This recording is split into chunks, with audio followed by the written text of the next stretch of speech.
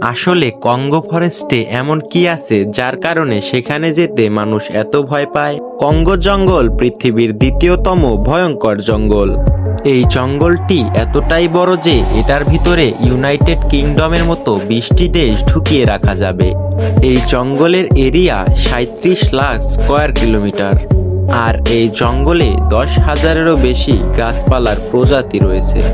এই জঙ্গলটি সাইজে যতটা বড় ঠিক ততটাই ভয়ঙ্কর, কারণ এখানে প্রায় 400 প্রজাতির স্তন্যপায়ী প্রাণী রয়েছে, 1000 প্রজাতির হিংস্র পাখি এবং 300 প্রজাতির আজব টাইপের বিচিত্র প্রাণী পাওয়া যায়। কঙ্গো ফরেস্টের ভেতর দিয়ে বয়ে চলা নদীতে 500-এরও বেশি হিংস্র মাছ পাওয়া যায়। পিরানহা নামক মাছটি যে কোনো মানুষকে কয়েক মিনিটের মধ্যেই শেষ করে দিতে পারে।